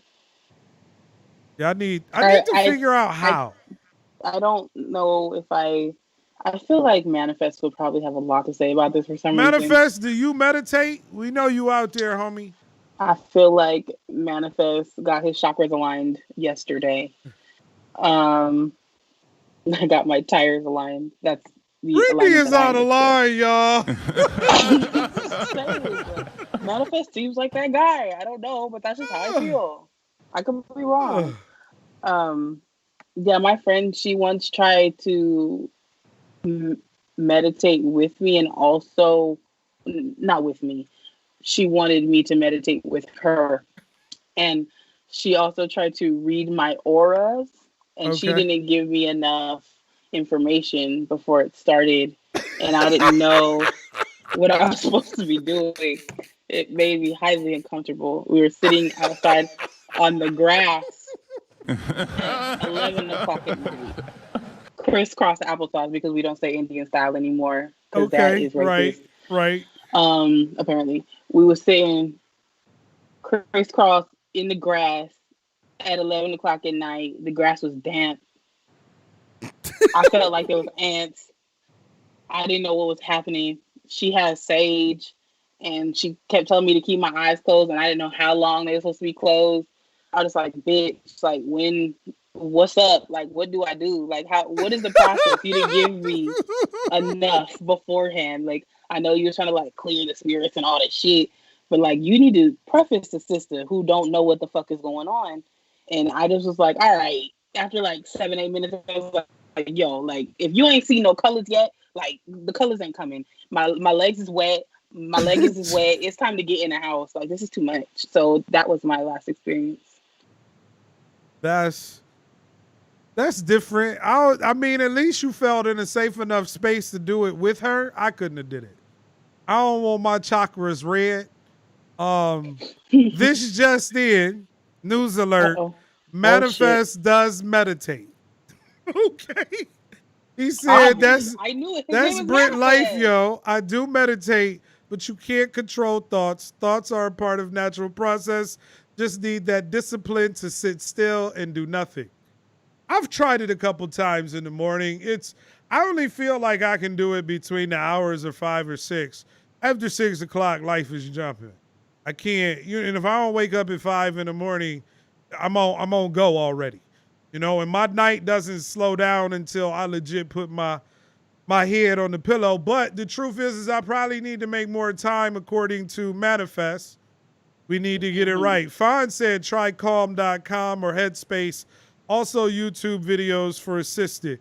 What I like to do if I really want to get there, Fonzo, is I throw on some smooth jazz. He said put a saxophone on it. Yeah, and then I calm my spirit. That's what I like to do. What we got next on Off the Top? COVID sniffing dogs. That's out of control. When did this happen? Like, are they sniffing now? They're training dogs currently to try to figure out if they can sniff out COVID in like arenas and concerts and stadiums and airports. Yeah, that seemed like a trap. It's a thing. Yeah, that seemed like a trap. So like if y'all can find drugs and bombs, could you smell the COVID?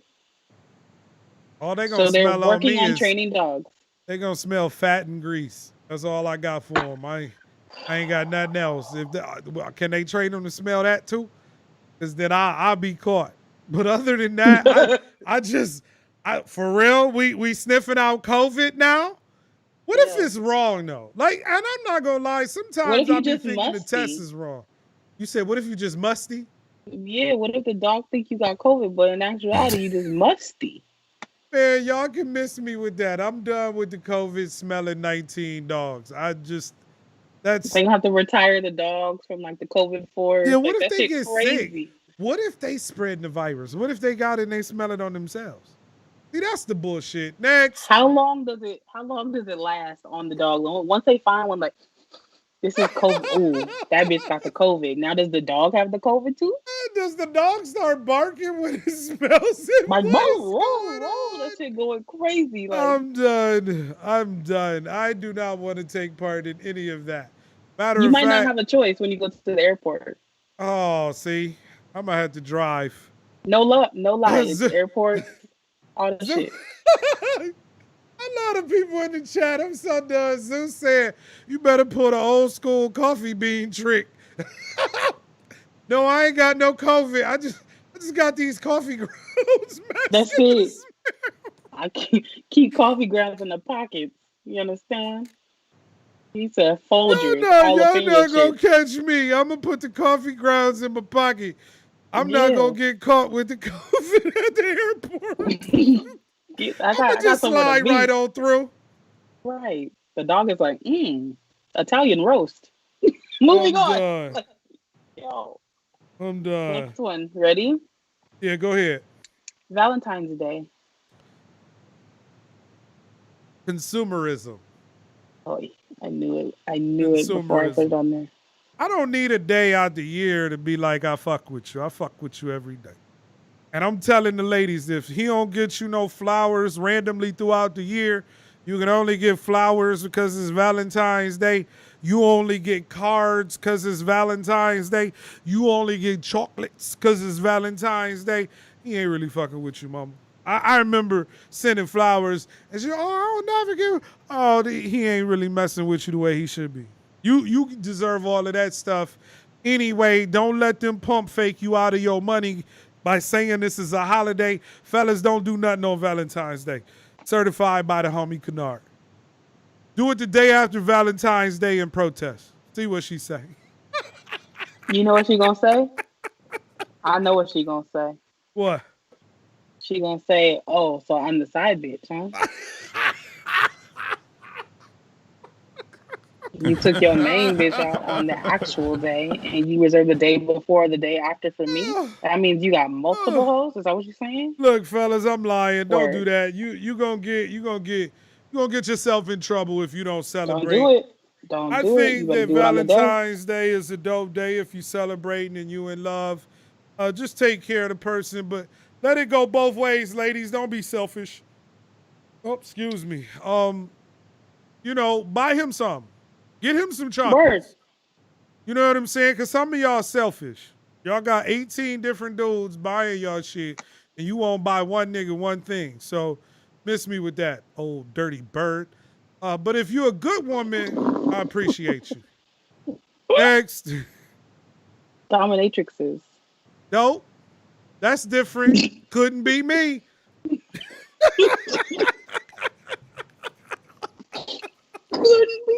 Couldn't be me. Look, if you know like I know, and you date real ones, they trying to control and dominate you anyway. That's enough for me. You know, I don't need to be whooped on. I don't need to be beat. A couple of arguments, some yelling back and forth in a regular relationship. It's all the dominating I need. I'm good. Usually once we start arguing, I bow down and get out the way. I don't need all that extra and be beat up. Don't do that. I'm sorry. And then usually I follow it up with a gift of some kind to try and make up for whatever we might be arguing about. So I don't want to be beat. I don't want to be beat sexually. That doesn't turn me on. I don't be like, ooh, spank me, mommy. I don't want to be on all fours. I don't want to have a little red ball in my mouth being bent over. I don't want none of that, okay? I'm a grown man, but kudos to you if that's how you rock. I ain't mad. Are you a dominatrix, Brittany? Keep it real. Would you go out here and dominate? Mm-mm. That ain't. So now I've heard some women, they get off on it. They like wearing the black and the leather, and they like putting men in their place. And That's I just heard. cute in it. It's cute, I guess, but like I feel like low key, if you're like a type A in real life, Yeah. you don't want to be a type A when it comes to that. Yeah, I agree. You're probably right. For So me, you a sub? anyway. You a sub? First of all, what you're not gonna do is talk crazy to me. You talking cash crazy. Listen. She's a sub when she needs to be. When if the right man can sub it, go on and sub it. Hello? I just look. You remember the Joe Scott Breakfast Club interview? From like maybe 2015. No, I don't. Sis said, if you can tell me what to do, you can tell me what to do. Exactly. No, I do remember hearing that statement. If you can't tell me what to do, can't tell you me. Cannot tell me what to do. And that's my stance on that. And I understood that. Real men understood what she was talking about. Right. I'm with it. It resonated with my spirit. I said, that's why she's my girlfriend in my mind. Yeah. Yeah. In my brain. Facts. And I would tell you it's vice versa. For some of these women, you know what I'm saying? Like, you can tell me what to do, you can. But if you can't, nah, mama, ain't nobody hearing that. Right. You acting real reckless with how you speaking right now. I'm going to need you go ahead and just be quiet with that. Zeus said, Kynard said, Valentine's ain't real. All I'm saying is this is a consumer holiday, man. We know what it is. All right, what we got next? Off the top. Super Bowl. Kansas City Chiefs, Fat Mahomes. I'm coming out. About to do my dance. I hope that Tom Brady don't win. I'm sick of it. That's all I got. I'm going with Kansas City for other reasons. Why is that? His last name is Kelsey. Oh, look, I just heard a rumor that his girlfriend is talking about engagement. Didn't he just break up like in August? They back together. So that's the same group. Oh, she heard all the women was coming out the woodwork and took him back for cheating on her. Probably. I just when you splash water on the cement and all the ants come out. Yeah. That's what was happening. She was like, "Oh shit." Yeah, she can't. On my watch. Yeah. Y'all not just gonna be out here. We gonna work this out. Yeah, throwing all this open booty at my. Yeah. Okay.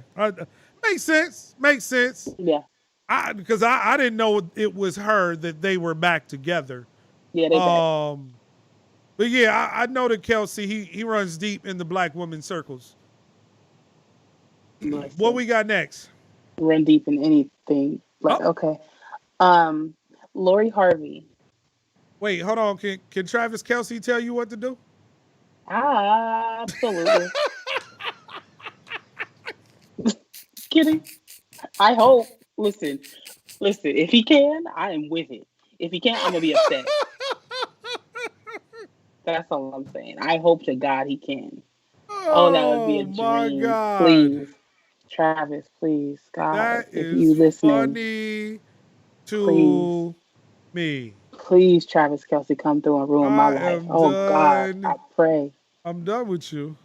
I wish he would come and demolish everything I own, everything I am, my insides, everything. Demolish it all. In Jesus' name. There's that. Mm-hmm. We'll have to let him know that he can go ahead and do what he got to do with you. Listen, let's get to Lori Harvey. We're off Travis Kelsey. Lori Harvey, Thanos Infinity Stones. Man, she got them all. Even though I don't care, actually, I think that Michael B. Jordan and her are cute. They're very cute. The only thing that comes to mind is how black women treat her because she got another dude in her glove with the Infinity Stone. Boop. So, you think we treating her crazy? Y'all don't treat Erykah Badu like that, and she been bodying niggas. Erykah's a beast. I love Erykah Badu, but here's the thing. Y'all don't talk about her like she was doing the same thing. No, absolutely not. But here's one big difference. Don't say that she's talented. She's a woman. I don't want to hear that she can sing. That better not be the comeback. I feel like we like Erykah for more than just her ability to bag. Well, I mean, Lori may have undiscovered talents that no one knows about.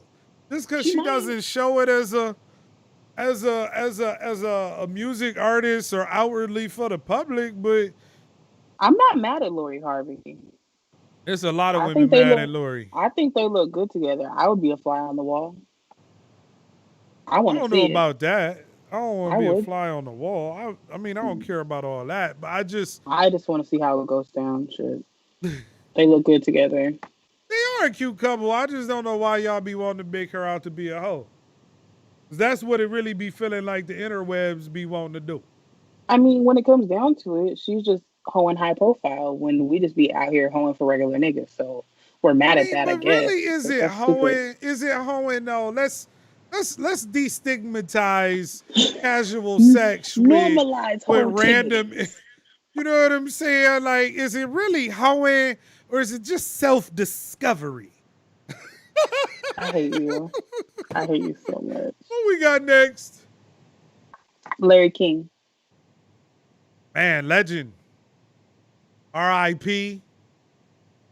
Some of the most unbelievable interviews. Mm-hmm. Yeah, man. Honestly, Larry King is doing what I do now.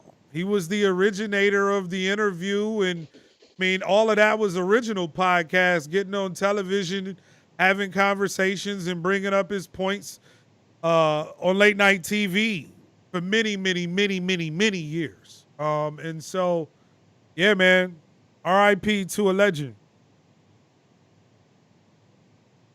Touch Me Nots. What are those? Those are people who don't like to engage in pleasure. They just want to give it. So they're givers, but they don't want to receive any. Mm-hmm. Is this just oral? All the things. So I can't even smash, but you can give me oral? Yes. That don't seem like fun. Are you going to the Google? I gotta look that one up. I was reminded of the term from a Megan Thee Stallion lyric. in body. I'm not the one to fuck with like a touch me not. Body, yada, yada, yada, yada, yada. Yeah. I don't. So I'm gonna say this. Yeah, I see. I'm looking at the lyric now. I'm not the one to play with like a touch. Yeah, that doesn't seem like fun. I don't understand it. I mean, in my lifetime, I've come across people who they didn't want certain things, like that wasn't their thing, or maybe I was bad at it, right? I had women say, oh, I'm not in the head, to which I was extremely confused because like I specialize, I'm here for you, you know what I'm saying? But they was like, no, that don't really do nothing for me. And that's, like at that point, it's like, all right, cool. You know what I'm saying? I also don't understand. I don't. Like, how could, okay, never mind. We need people but you know what? in subgroups because I have so many questions. Yeah, I mean, I got questions too. Maybe a lot of times I be thinking is possibly maybe a sexual experience that happened to them when they, you know what I'm saying? It wasn't supposed to happen, or something they're just not in touch with the body, or they don't like it, one or the other. Or maybe they want to kiss you and they don't want to lick all that after they, who knows? Some people sexually just may not be there, but for you to just be like, I'm going to touch me not, like I don't mind giving it. To me, that's an act that's very intimate, that if the energies are right and y'all both open to what y'all doing, like pleasure can be had at the utmost level. And participation should be from both. Let's get that energy. That's my take on it. I would rather participate with somebody that wants to go and have some give and take. That's me. I think maybe I could be wrong, and I don't know because this is not necessarily my community I'm just familiar with. I think a lot of them are same-sex couples, perhaps. Could be. The touch me nots? Mm-hmm. Maybe. So I think that's another dynamic that could play into things, but yeah, I don't know for sure. I'm not educated on that subject. Somebody is that you out there in the Dope Dialogue podcast land. Y'all let us know, okay? Holla at us. What we got next? Last one, penis pumps. That's funny. It's a whole joke. That's what's the joke? That's different, but it's the same. Look, wait, what are you even saying? Different. It's the same shit, but it's different. It's different because I would have never thought to use it, but the truth is they've been used for years. It isn't something that is new. It isn't something. It's probably not even taboo at this point with all the toys that people are using. I can't see how a penis pump would be any different than a vibrator or a rabbit or whatever. What I will say is that's is a funny. Mouth not a dry penis pump? I mean, is a mouth not a wet penis pump?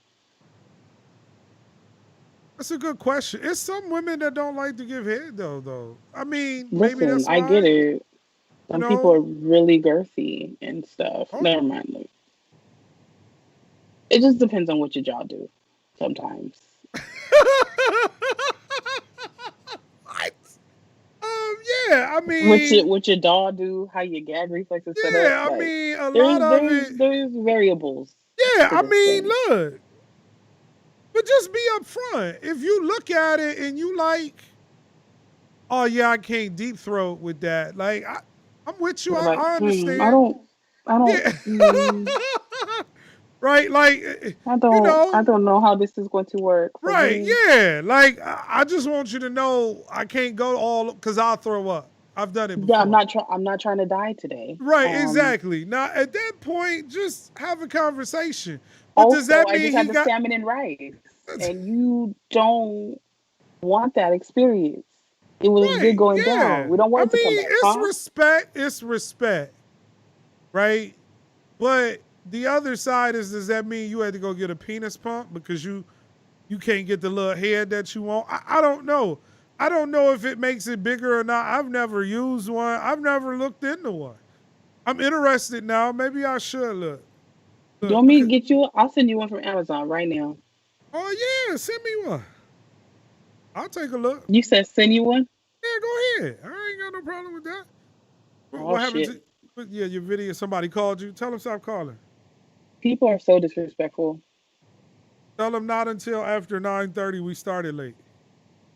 Right. Oh, they just gonna keep calling, huh? All right, 11. We got 11. Oh, wow, they go into it. 11 penis pups frequently asked questions. Whoa. How long will it last? Expect 30 minutes. Whoa, come on, blood circulation. How do you use it? You place tube over penis. You pump out the air using the hand pump or electric pump attached to the tube, create a vacuum. Once you're erect, you remove the pump. You can place on constriction ring around the base of the penis to help you maintain the erection. So really it sounds like it's for people who may not become erect. Did you hear how I released it? I did hear you was making sound effects, but I was trying to stay focused. You funny. Really what it sounds like is the pumps are for to increase size and improve function. To increase dickage. Is that, dickage. Is it safe? For the most part, yes. Well, there's that. I can't stand Zeus. Zeus said, we in the middle of a show, Britt. Tell him to call you back later. Facts, Zeus. We ain't playing. Listen, sometimes they be needy, you know? And tell the host to stop calling, Britt. They heard you on here talking about being a sub. Now they want you to go. Be steady knocking. You understand? Oh, look, just man. Said, what you say now? You say you can give me a lot of talk back. So you saying I ain't the one, huh? You saying, hey, you trying to say I ain't got it? That's what I said. That's what I Britt said. is out here acting up. Look. I'm sorry for that, man. Funny to me. We are going, before we leave you, this is the funny clip of the week. I think I'm going to start doing this. I shared this with Brittany through the DMs, and I want to share it with y'all. Hold on one second. No. This had me rolling. He didn't tell me this was coming. This is my TikTok. This is my dude. Hold on one second. Let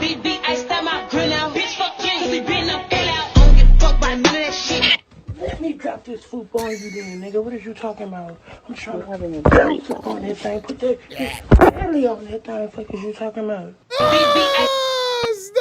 Stop. I was done. I don't think they saw it. Let's do it again. I start my grill out, bitch. Fuck you, been up out. Don't get fucked by none of that shit. Let me drop this football on you then, nigga. What is you talking about?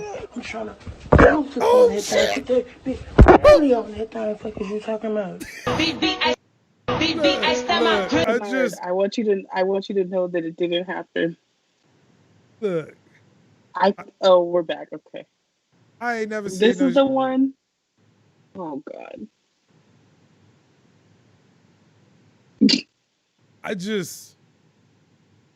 I ain't know what to say after that. You know my favorite part about this whole shit? What is it? Fuck is you talking about? That's right. She was not playing. It was not a joke for her. Do you understand? This is why I love TikTok. He came over there with the shirt all off and the chesticles all out. So I'm too fat for you. He was like, I don't give a fuck about all. She was like, fuck is you talking about? I'm going to throw this all on you.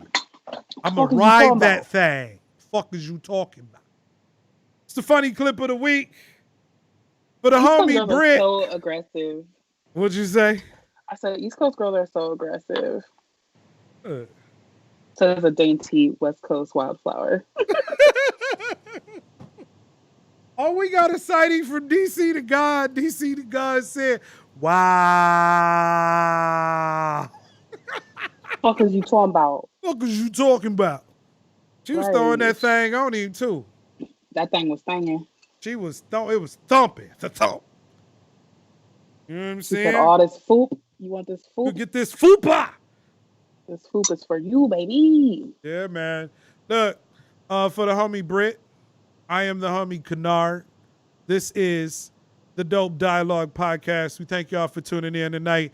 We hope that y'all have a blessed Wednesday evening and the rest of the week. We gonna catch y'all next week, and we're out.